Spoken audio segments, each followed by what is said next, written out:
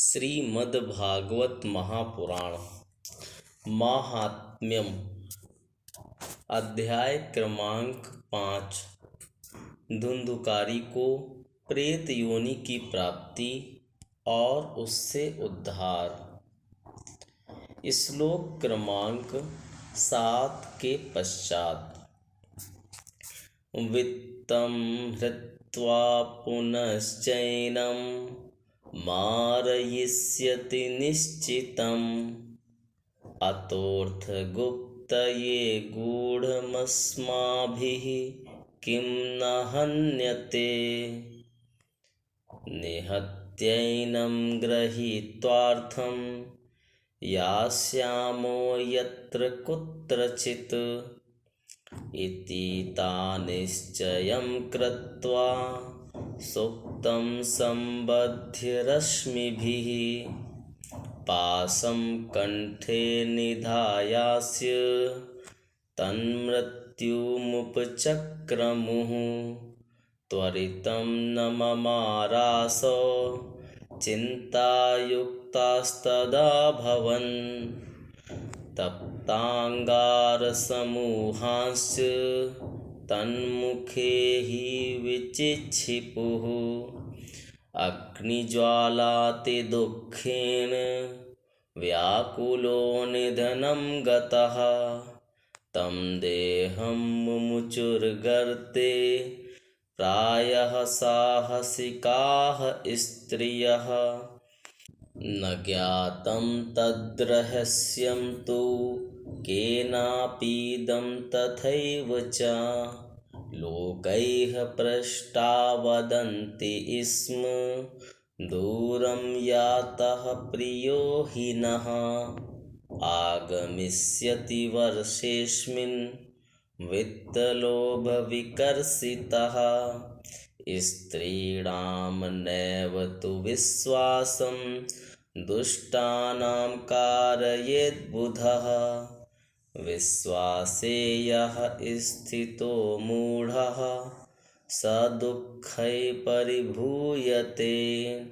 सुधामयं वचो यासां कामिनां रसवर्धनं हृदयं क्षुरधाराभं प्रियः को नाम योषिताम्।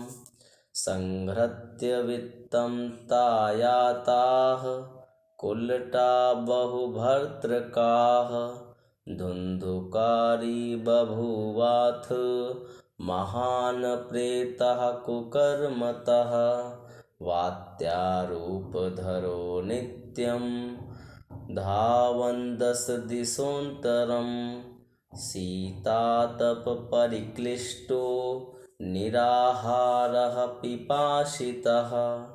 न लेभे शरणं क्वापि हा दैवेति मुहुर्वदन् कियत्कालेन गोकर्णो मृतं लोकाद्बुध्यत।